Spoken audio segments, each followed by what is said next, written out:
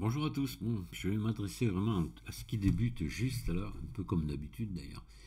Parce que j'ai eu des questions. Comment t'as démarré le phare là, c'est-à-dire la partie tour du phare pour les pierres et tout, les mettre en relief et éviter que ce soit trop long. J'ai compris la question, c'est-à-dire voilà pour éviter de refaire 50 fois la même chose. Voilà,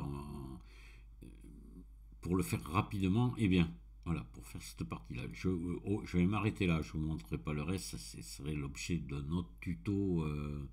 Voilà, on va faire juste ça, comment démarrer. Alors là, vous allez avoir 10 personnes qui vont vous dire des choses différentes, et chacun a sa méthode. Je vous en montrer une, voilà. C'est même pas celle que j'ai utilisée dans le phare que j'ai offert. Parce que là, j'ai fait un peu n'importe quoi dans le truc que j'ai offert. Enfin, moi, ça va, mais j'aurais pu m'y prendre autrement, quoi. Voilà. Et là, je vais vous montrer comment il serait raisonnable de s'y prendre pour pas trop s'embêter au niveau aussi après du placement des textures. Voilà, des textures et des matériaux pour pas trop s'embêter. Donc il faut le prévoir dès le départ, quand on peut, comme ça, avant de se lancer, réfléchir un petit peu, dire voyons, se projeter un petit peu dans le projet pour bien démarrer. Donc c'est ce qu'on va voir. Alors j'ai trouvé un dessin parce qu'on va utiliser une image de référence. J'ai trouvé un dessin là qui est, je ne sais plus où. Tac, tac, tac, tac, tac, où c'est que j'ai mis? Ça c'est la photo. Le dessin il est par là en haut. Je l'ai mis dans un dossier, il y avait pas mal de monde. Ça m'apprendra. Euh, Bon, c'est pas grave, on va le voir quand je vais le trouver facilement depuis Blender. Donc voilà, on va commencer par ajouter une image de référence. Image de référence. Et hop, on va venir là et le voilà. Là, je le trouve facilement. Hop là, on va le pousser en arrière pour se faire de la place. Et on va partir de ce dessin qui n'est pas tout à fait juste. Enfin, voilà, parce que là, on voit que le phare est légèrement conique. Et ça, c'est parce que je pense que l'artiste qui a fait ça a voulu euh, garder une vue un peu en perspective depuis le bas, quoi. Voilà. Donc, on est élancé comme ça. Voilà. Euh, oh non, mais c'est surtout, je vais m'en servir pour avoir les bonnes dimensions des pierres, hein. Donc là, on va. La première chose, je vais partir d'un. Je pense que je vais partir d'un cube, hein. Voilà. Alors on va mettre un cube. Je vais le passer en mode édition. Et je vais faire S. Je vais le mettre à la bonne dimension. Je vais descendre là. Partir en bas. Voilà, alors vous voyez l'image n'est pas tout à fait centrée, on va la centrer, quoique c'est pas très important, mais voilà, qu'elle soit centrée par rapport à notre cube.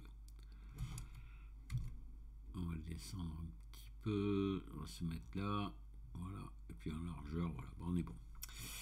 Alors, on va se mettre déjà en mode transparent. Bon, remarquez, on pourrait, oui, on va se mettre en mode transparent. Et en mode sommet ici, et puis on va venir là baisser ça au niveau de la deuxième pierre ici, puisqu'on va faire les deux pierres pour commencer, et après on va tout reproduire. Donc là, je vais faire ici maintenant un CTRL R pour avoir mon centre, ça c'est important, et puis un autre pareil ici.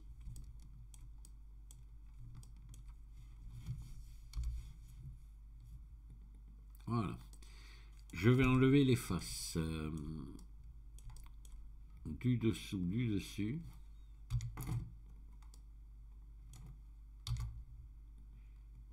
Voilà, X face.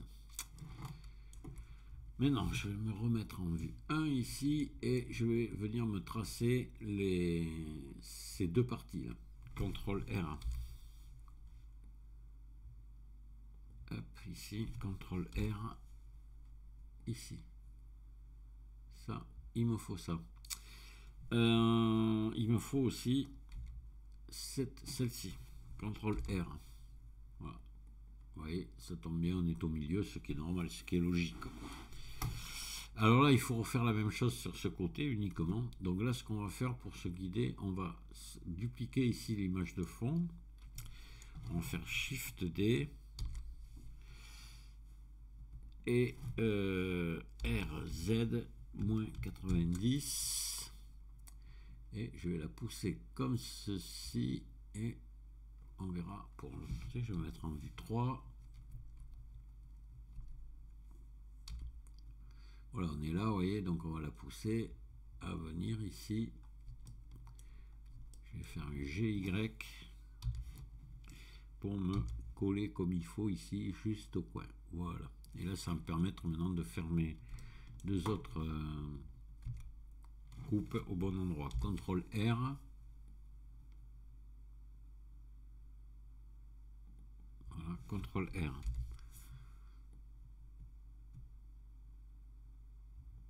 Là, voilà.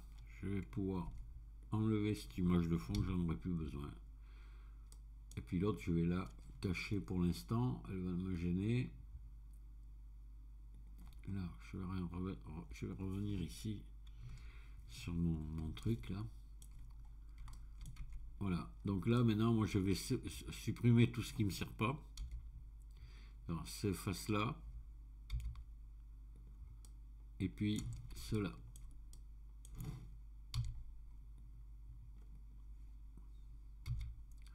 Voilà, ce qui fait que les opérations qu'on va faire maintenant, on va les faire qu'une fois et ça va, après, ça va se multiplier en faisant et un miroir et après un modificateur réseau pour le reste. Donc là, on va partir d'une grande pierre en bas. Je peux regarder comme c'était sur le modèle. Il aurait fallu, mais bon, on va pas trop s'embêter. Et puis la petite qui vient ici au-dessus, ici. Voilà, d'accord. Donc, on va ici, ce qu'il faut faire maintenant, il faut venir extruder, mais il faut faire les joints aussi. Voilà, il faut laisser un joint entre les pierres. Donc là, on va faire I. Un petit peu comme ça, pas trop, hein. Sinon, ça va faire des joints épais après. Attendez, pardon. CTRL Z. Non. On va faire d'abord I pour avoir le joint au milieu. On va faire I ici. Voilà. Et puis, pareil ici. Hop. I. Voilà. Alors, ce qu'il va falloir faire attention, vous voyez, qu'ici, on a un espace, là, qui a une certaine valeur. Mais ici, on a le même, et ici, on a le même. Et ça ne va pas, parce que ça va se multiplier par deux quand ils vont se joindre. Donc là, il va falloir qu'on vienne ici rectifier un petit peu ça. Sinon, ça va se voir après. Il faut y penser à ça. Donc là, on va le monter un petit peu, à peu près de la moitié. Voilà. Et pareil en haut. Pour garder à peu près le même espace après. Là, redescendre à peu près la moitié de sa valeur. Là, voilà. Bon, maintenant, on va venir extruder ici nos pierres. Alors, celle-ci.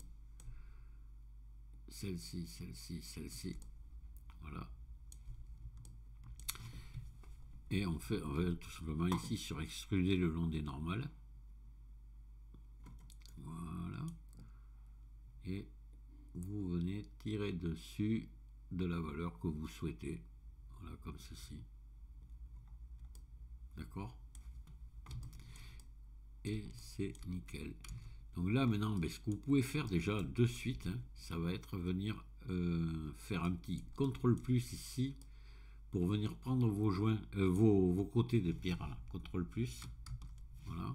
Attendez, là, je reviens dans ce mode-là. Vous voyez, ça prend partout comme ça les bords. Et on va mettre un matériau déjà. Comme ça, il n'y aura pas besoin après de se casser la tête à le faire à la fin. Ça va se reproduire partout et on aura directement notre matériau. Voilà, donc là, je viens ici dans les matériaux nouveaux. Et puis, je vais l'appeler angle. Voilà, angle.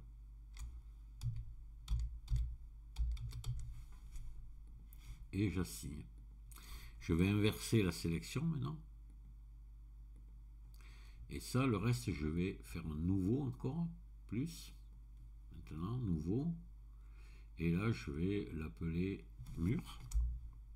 Et après, j'en aurai un troisième pour les joints.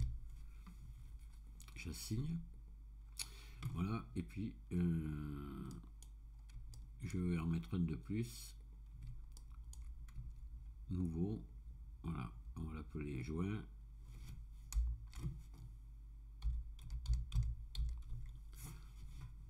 On va mettre du gris, par exemple, assez foncé. Voilà, pour faire comme un mortier de ciment. Enfin, vous mettez ce que vous voulez là. Et là, on va venir dire où c'est qu'il va. Donc là, ben, il va falloir qu'il vienne ici. Voilà. Là.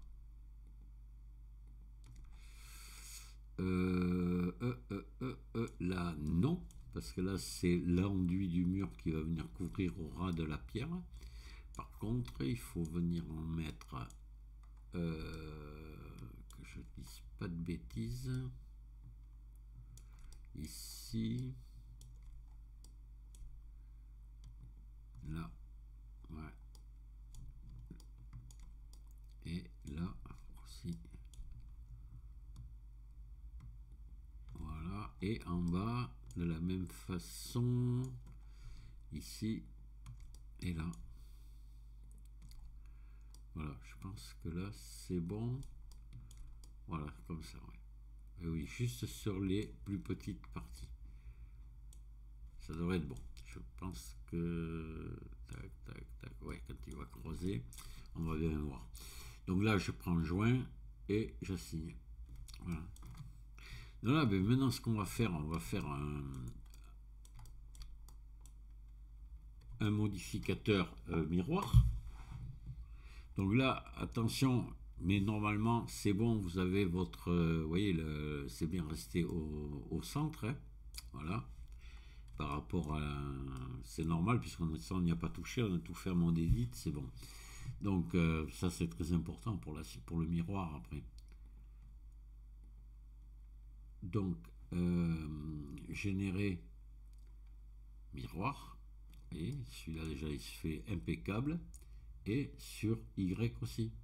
Voilà. Et vous oubliez surtout pas de mettre collé au miroir ici pour que les deux fusionnent. Ça c'est parfait. Donc là, ben, déjà vous pouvez l'appliquer, ça. Hein. Voilà, vous allez pouvoir l'appliquer. Contrôler qu'il n'y ait pas de doublon.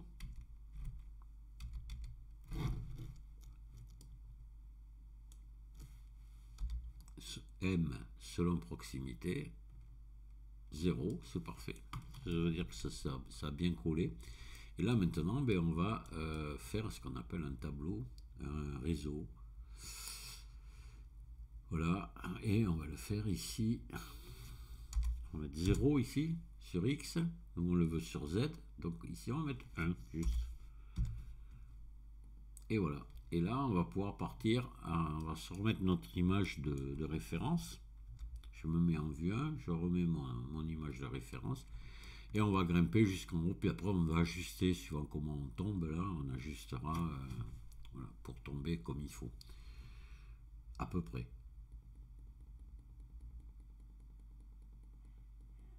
Alors, voyons si je passe.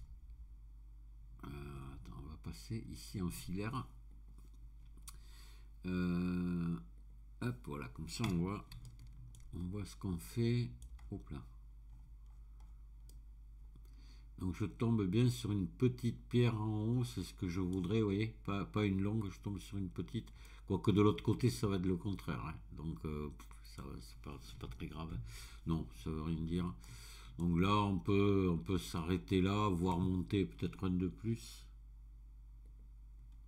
Voilà. Oui, on s'arrête comme ça, c'est bon. Voilà, parce qu'après, vous faites un... Ouais, c'est bon. Je vais sortir ici du filaire. Voilà, et là, ben, maintenant, vous pouvez l'appliquer. Et c'est bon, voilà, votre votre tour, là, elle est faite quoi, avec ses pierres d'angle. Et là, l'avantage qu'il y a maintenant, ben, c'est que pour faire vos matériaux, vous n'avez pas à vous embêter à venir la face par face, tout est prêt. On va le voir, vous allez voir. On va mettre, par exemple, on va revenir ici dans les matériaux. Donc les murs, bon, on va les laisser en blanc. Les joints, on a déjà mis une teinte noire. Vous voyez, on les voit d'ailleurs. Voilà, c'est parfait. Et c'est ce que je voulais, c'est bon, c'est comme ça. Et là, il nous manque à faire les pierres. Mais là, les pierres, les angles, on va lui mettre une texture image. Hein. Voilà, texture image. Vous allez passer ici en boîte. On ne va pas faire de dépliage UV. Là, vous mettez un peu de mélange. Vecteur, ben, vous mettez un généré pour éviter de faire du dépliage. Ça va aller très très bien. Et voilà, vous laissez comme ça, boîte, voilà, boîte, vecteur généré, un peu de mélange et vous allez chercher une image. Hop, je vais aller chercher, je vais prendre ça, cette pierre, voilà. Voilà. Donc vous voyez, c'est pas très beau parce qu'il nous manque juste un petit truc à rajouter. Alors on va sortir, cacher là. Voilà. On va se mettre dans l'éditeur de shader, vous allez voir, ça va aller très vite. Et j'appuie sur la touche N pour cacher ça. Je vais écarter ici. Je vais venir rajouter un nœud plaquage pour pouvoir le mettre comme diffuser notre texture comme il faut sur le plan, sur l'objet. Donc vecteur, pardon, plaquage. Je vais le mettre là. Alors, vous voyez, on a une texture qui est un peu grosse ici, quand même un peu grossière. On va augmenter sa taille sur X et Y, et puis et on voit que notre objet, ben, il est 4 fois plus haut que large. Donc sur Z, il va falloir qu'on pousse plus que sur X et Y. Allez, on va pousser ici, on va mettre disons 3 ou 4. On va regarder déjà ce que ça donne à 3. Hop. Voilà, là je fais glisser ici en tenant le clic gauche appuyé. Et là on va mettre 4 fois plus. On va mettre 12. Voilà, pour que notre texture soit équilibrée. Là, vous voyez, on est pas mal. Ouais, c'est pas mal du tout même. Voilà, on a quelque chose d'assez réaliste. Voilà, donc vous avez vos pierres d'angle avec les joints. Hein. C'est bon. Voilà, moi, comment je vous conseille, si vous avez un truc comme ça à faire, de vous y prendre. Vous voyez, parce que l'avantage de faire des tableaux, d'utiliser un modificateur tableau, réseau et le modificateur miroir, c'est que ben, vous gagnez un temps énorme, vous avez quelque chose de fiable au niveau maillage, c'est parfait. Et puis surtout pour vos textures, quoi. Là, vous en texturez qu'une petite partie, et puis le reste, ben, il se fait tout seul. Voilà, ça c'est important. Tout ça, il faut bien le réfléchir. Avant de commencer, et bien souvent, ça m'arrive encore beaucoup, je débute, j'y mince, en avançant, si je m'étais pris différemment, bon Dieu, j'aurais gagné du temps. Voilà, ça c'est. Enfin, il faut quand même essayer de réfléchir un petit peu pour pouvoir gagner du temps et pas trop s'embêter et avoir quelque chose de propre à la fin. Voilà donc comment je m'y prendrais pour, si je refaisais maintenant mon phare des poulains, comment je m'y prendrais pour faire cette partie-là. C'est sûr que je ferai comme ça. Voilà. Pour être sûr d'avoir quelque chose de propre. Après, pour le reste en haut, là, c'est notre travail. C'est avec. Alors, moi, quand je fais de l'architecture comme ça, j'utilise le modificateur booléen. Hein. Voilà, ça, je me casse pas la tête. Pourquoi? Parce que je ne vais pas utiliser de subdivision de surface dessus, sur mon maillage. Donc, on peut le faire. Et on gagne beaucoup de temps. C'est pratique, quoi. Parce que, voilà, je répète, parce que je n'utilise pas de de modificateur subdivision de surface, donc ça me permet de le faire. Sinon, vous pouvez pas, hein. Si vous utilisez des boulins et du subdivision de surface derrière, c'est la catastrophe, ça ne marchera pas. Voilà. Si vous avez des questions, n'hésitez pas. Je pense que ce genre de petit tuto, pour ceux qui débutent juste, c'est pas inutile. Ça leur montre l'utilisation de certains modificateurs. Pas trop se casser la tête pour mettre une texture et des matériaux sur un objet. Ce genre de petit tuto qui, je pense, qui peut aider, à condition qu'il soit regardé, évidemment. Je vous souhaite à tous une bonne journée. Si vous avez des questions, n'hésitez pas. Amusez-vous bien et à bientôt. Au revoir.